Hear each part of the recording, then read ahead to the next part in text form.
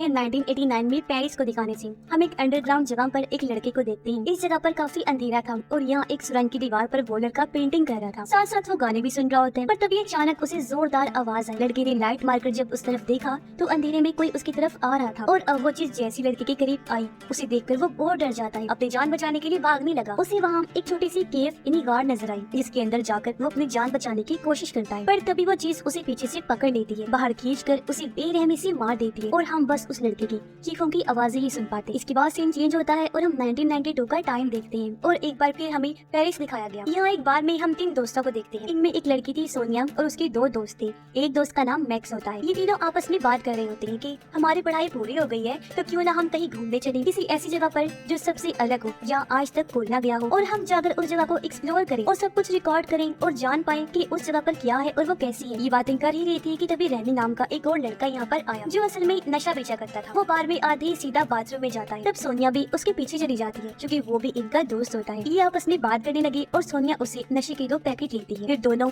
कल होने वाली पार्टी के बारे में बात करने लगती है, जिसके बाद सोनिया और उसके दोनों दोस्त घर जाने के लिए निकलते हैं क्योंकि तीनों का एक दूसरे के अलावा कोई नहीं था, इन तीनों की ही फैमिली थी। पर हम देखते हैं कि 2 आदमी इनका पीछा कर रहे हैं जो बाहर से इन पर नजर रखे हुए थे। पर इस चीज से अनजान वो लोग घर आकर सो जाते हैं। तभी सोनिया देखती है कि वो लोग इनके घर घुस आए और एक आदमी इन्हें मारने लगता है जबकि दूसरा सोनिया को जान से मार डालता है। पर तभी अचानक सोनिया की आंख खुल जाती है। वो काफी घबरा गई पर ये सोचकर उसे तसल्ली होती है कि थैंक गॉड ये सपना था और वो फिर से सो जाती है। अब अगले दिन तीनों दोस्त अच्छे से तैयार होकर पूरी तैयारी के साथ निकल पड़ते हैं क्योंकि ये अपने प्लान के मुताबिक किसी जगह पर जा रही थी उसे एक्सप्लोर करने, और मैक्स सब कुछ अपने कैमरे में रिकॉर्ड कर रहा होता है। थोड़ा दूर चलने पर इन्हें रेमी दिखाई देता है जो भी इनके साथ जा रहा था और ये लोग आगे बढ़ जाते हैं। रेमी ने बताता है कि एक मेट्रो स्टेशन है जिसके पास ही एक टनल सुरंग है, उसके नीचे एक अंडरग्राउंड जगह है जहाँ बहुत सारी सुरंगे और केव्स हैं, तो हम वहाँ जाएंगे एक्सप्लोर करने। जिसके बाद ये लोग आगे बढ़े और एक सुरंग से होकर गुजरते हैं। यहाँ मैक्स रेमी से पूछता है कि जिस अंडरग्राउंड जगह पर हम जा रहे हैं वो सेफ है ना, वहाँ कोई खतरा तो नहीं और वो जगह देखने के लायक है भी या नहीं। रेमी कहता है यार वो जगह अच्छी है जहाँ तुम बिल्कुल आजाद महसूस करोगी और काफी अच्छा लगेगा। तो ये सुरंग से होकर एक ऐसी जगह पर पहुंचे जहाँ सामने छोटी सी केव थी। रेमी सबको केव के अंदर जाने को कहता है और ये लोग एक एक करके केव के अंदर से होकर गुजरते हैं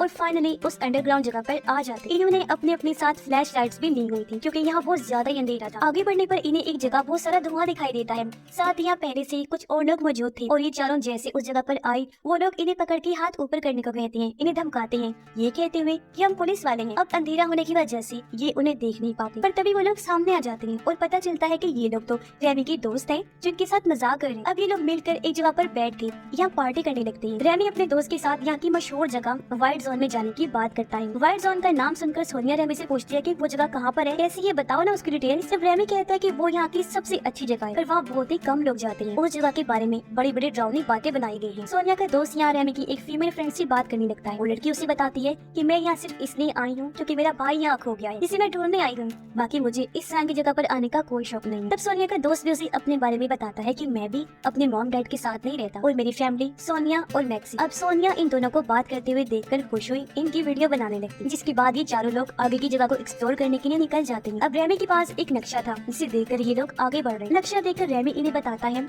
कि हम पेरिस की सबसे बड़ी बड़ी बिल्डिंग्स के नीचे हैं। अब जब ये लोग आगे बढ़े तो इन्हें कुछ लोगों की आवाजें आने लगी जो सुनकर ये चुप हो जाते हैं। जिन लोगों की आवाजें थी उनमें से एक बार आकर वहाँ टॉयलेट करने लगता है। ये देखकर उन चारों को बहुत बुरा लगा और वो उस आदमी को धक्का मारकर भाग जाते हैं, पर वो लोग इन चारों का पीछा करने लगे और आखिरकार इन्हें पकड़ लिया जाता है। ये एक गैंगस्टर्स का ग्रुप था जो लोग काफी खतरनाक थे। वो इन चारों के साथ काफी बुरा सलूक करने लगे। इनका हेड सोनिया के पास आकर उसे बालों से पकड़कर मारने लगता है। फिर वो सोनिया को छोड़कर तीनों के पास आकर उन्हें मारने लगता है, पर सोनिया गन लेकर उन लोगों पर तान देती है। वो फिर हेड के कान पर गोली मार देती है जिससे सारे लोग काफी घबरा जाते हैं। गन पॉइंट पर सोनिया फिर अपने दोस्तों को लेकर यहाँ से आगे भाग जाती है। इससे चारों काफी घबरा गए। मुसीबत की बात तो ये थी कि वो बुरी तरह यहाँ पर अपना रास्ता भटक गई थी, इसलिए बाहर जाने का रास्ता ढूंढने लगते हैं। ये लोग एक ऐसी जगह पर आ पहुँचते हैं जहाँ बहुत सारा पानी खड़ा हुआ था। यहाँ चूहे भी बहुत ज्यादा थे। ये देखकर इन्हें काफी अजीब लगा, पर वो जब दूसरी साइड पर आई तो एक नई ही जगह पर आ जाते हैं। यहाँ की दीवार पर बहुत सारे लोहे के हैंडल्स लगे हुए थे जिन्हें ऊपर चढ़ने के लिए इस्तेमाल किया जाता है। अब एक हैंडल को जैसे रेमी पकड़ता है वो दीवार से अलग हो जाता है, यानी कि इस जगह से ये बाहर नहीं निकल सकते। आगे बढ़ने पर इन्हें एक आदमी दिखाई देता है जो रेमी का दोस्त होता है। रेमी उससे बाहर जाने का रास्ता पूछता है तो वो उन्हें एक सुराग जैसी जगह दिखाता है जिसके अंदर बारी बारी ये जाते हैं और दूसरी साइड पर आ जाते हैं। यहाँ पर भी कुछ लोग मौजूद थे। अंधेरा भी बहुत ज्यादा था तो ये अपनी अपनी फ्लैश लाइट्स ऑन करके आगे बढ़ने लगे, पर तभी सोनिया के दोस्त का पैर एक गोल लोहे की व्हील में फंस जाता है जो असल में एक ट्रैप था, यानी किसी को पकड़ने के लिए लगाया गया जाल, जिसमें फंसने से उसे काफी चोट लग जाती है और वो दर्द से चिल्लाने लगता है। ये लोग मिलकर जैसे तैसे उसके पैर को को ट्रैप से आजाद करवाती है। तभी यहाँ रेमी की फीमेल फ्रेंड आकर उसे बैग छीन लेती है और आगे बढ़ जाती है। हालांकि रेमी उसे अकेले जाने से मना कर रहा था, लेकिन वो नहीं रुकती। इन्हें एक छोटी सी जगह नजर आई। ये सोचती है कि जरूर ये बाहर जाने का रास्ता है, इसलिए ये सोनिया के जख्मी दोस्त को उसके अंदर करके दूसरी तरफ भेजने लगती है। पर तभी अचानक वो जगह टूट जाती है और ये लोग उसे बाहर निकाल लेते हैं और सोनिया का दोस्त बाल बाल बचता है। अब ये लोग रेमी की फीमेल फ्रेंड को ढूंढने निकल पड़े। ये एक ऐसी जगह पर पहुंचे जहाँ एक और ट्रैप लगाया हुआ था, जिसकी तार को ये देख लेते हैं, इसलिए ये आगे नहीं बढ़े, रुक जाते हैं। पर तभी इन्हें अपने पीछे से जोरदार डरावनी आवाजें आने लगी, इसीलिए वो बिना तार से पैर को टच किए आगे बढ़ जाते हैं। मगर जो भी चीज इनके पीछे थी उसकी आवाजें काफी तेज होती जा रही थी। सबसे आखिर में मैक्स बचा था, जो इन सब चीजों की वीडियो रिकॉर्ड कर रहा था। और वो चीज आखिर यहाँ पर आ ही जाती है, जो दरअसल एक वुल्फ भेड़िया था, जिसे कैमरा के जरिए मैक्स तो देख लेता है पर बाकी लोग नहीं देख पाते। और अब मैक्स भी इनके पास पहुँच गया और ये लोग उस सुरंग से आगे बढ़ जाते हैं। सब लोग मैक्स को कहते हैं कि हमें भी वो वीडियो दिखाओ जो तुमने रिकॉर्ड की, ताकि हम भी तो देखें कि हमारे पीछे आखिर क्या था जिसकी आवाज इतनी डरावनी थी। लेकिन मैक्स उस वुल्फ की वजह से इतना डर गया था कि वो इनसे झूठ बोल देते कि मैंने कोई वीडियो नहीं बनाई। घबराहट के आलम में वो सिगरेट पीने लगा, जबकि बाकी तीनों नक्शे को देखकर आपस में बातें करने लगते हैं। तभी मैक्स की नजर दीवार पर लगे एक नेम प्लेट पर जाती है। वो काफी दंग रह जाता है और उन तीनों को बताता है, जानते हो हम कहाँ हैं इस टाइम? हम लोग वाइट एरिया में है, यानी वाइट जोन में। इन्हें पता चलता है कि ये जगह जर्मन का बनाया हुआ बंकर है। इन्हें दूसरी जंग में वो लोग इस अंडरग्राउंड जगह पर छुपा करते थे। तो ये लोग इस बात से खुश हो जाते हैं कि फिर तो जरूर यहाँ से बाहर जाने का रास्ता भी होगा। अब मैक्स एग्जिट यानी बाहर जाने का रास्ता खोजने आगे बढ़ा और ये लोग उसके पीछे पीछे चल देते हैं। ये एक रूम के पास आ गई, जिसके अंदर जाकर ये लाइट्स ऑन करते हैं और यहाँ की हर एक चीज चेक करने लगते हैं। यहाँ दरअसल दूसरी जंग का सामान आज भी पड़ा हुआ था, जो बिल्कुल वैसा का वैसा ही था। तभी इन्हें किसी के आने की आहट महसूस हुई। ये जब चेक करते हैं तो इनकी होश उड़ जाती है, क्योंकि वहाँ रेमी की दोस्त थी, जिसकी हालत बहुत खराब थी, क्योंकि उसका एक हाथ कट चुका था और चेहरा कौन सी लटपट था, वो पूरी जख्मी थी। देखने से लग रहा था जैसे उस पर किसी ने बेरहमी से हमला किया है, जो चीज जाहिर है और कुछ नहीं बल्कि वो वुल्फ होगा। वो रो रही थी, इनसे मदद मांग रही थी, पर अब अचानक भेड़िया फिर से आकर उस पर हमला कर देता है। वो पूरी तरह से उस पर झपट पड़ा, जो देखकर मैक्स फौरन दरवाजा बंद कर देता है और ये लोग बाहर उसकी चीखें ही सुन पाते हैं। इनके भेड़िए ने उसे चीर फाड़ करके मार डाला। इस वजह से वो चारों काफी डर जाते हैं, बहुत परेशान भी थे। एक जगह पर बैठकर सोचने लगते हैं कि अब आगे क्या करें, आखिर कैसी जगह से निकले। अब यहाँ के सारे सामान को चेक करके मैक्स सारी बात समझ जाता है। वो कहते हैं कि यहाँ जो जर्मन सिपाही रह रहा था दूसरी जंग के दौरान, वो 18 साल का होगा और अब तकरीबन उसकी उम्र 64 साल हो गई होगी। और जहाँ तक मेरा ख्याल है वो कहीं और नहीं बल्कि अभी भी यही रह रहा है, क्योंकि उसका ये सारा सामान ताजा हालत में वैसा का वैसे ही पड़ा। तभी रेमी को एक बक्से से एक बड़ा सा चाकू मिला। अचानक सोनिया का दूसरा दोस्त इन्हें आवाज लगाकर दूसरे रूम में बुलाने लगा और जब भी वहाँ जाकर देखते हैं इनकी तो होश ही उड़ जाती है, क्योंकि वो पूरा कमरा खून से लथपथ था। वहाँ लाशों के ढेर लगे हुए थे, यही नहीं बल्कि इंसानी जिस्म के हिस्से भी पड़े हुए थे। उस मांस को चूहे भी खा रहे थे। पर ये सब देखकर इन लोगों की हालत खराब हो जाती है। ये सोच भी पड़ जाती है कि आखिर ये कौन कह रहा होगा और यहाँ पर चल क्या रहा है। वो ये सोच रही थी कि तभी अचानक वुल्फ के आने की फिर से आवाज आती है और ये लोग भागने लगते हैं। वुल्फ ने इनको देख लिया था और वो इनका पीछा करने लगता है। ये लोग जैसे तैसे भागकर एक दरवाजे की दूसरी साइड पर आ जाते हैं। सोनिया का दोस्त दरवाजा तो बंद कर लेता है, एक जगह से वुल्फ ने उसका पैर पकड़ लिया। वो उसका पैर काट कर अलग कर देता है। ये देखकर तीनों दोस्त जैसे तैसे उसे बचा लेते हैं और अब इनकी नजर वुल्फ पर भी गई, जो बहुत भयानक लग रहा था। तभी अचानक एक सीटी बजने की आवाज आती है और वुल्फ वहाँ से भाग जाता है, जिसके बाद ये लोग उस दोस्त को अंदर एक रूम में लाकर लिटा देते हैं। वो बेचारा दर्द में था, काफी दुख के साथ अपने पुराने टाइम को याद करने लगता है। सोनिया और रेमी बात कर रही थी कि हमें अपने उस जख्मी दोस्त को यही छोड़कर जाना चाहिए। इस हालत में हम उसे कैसे लेकर जाएंगे अपने साथ। उनकी सारी बातें उस दोस्त ने भी सुन ली थी। वो काफी दुखी हो गया, रोने लगता है। पर ये उसके पास आकर उसे भी ये बात बता देती है कि तुम परेशान ना होना, हम तुम्हें लेने जरूर आएंगे। जो कहकर वो उसे अलविदा कहते हैं और यहाँ से आगे निकल जाते हैं। उनके जाने के बाद इस कमरे में अंधेरा हो गया। तब उनका वो दोस्त अपने कैमरे का नाइट मोड ऑन कर लेता है, जिसमें हम अंधेरे में भी देख सकते हैं। कैमरा ऑन होते ही हम वहाँ एक भूत को देखते हैं,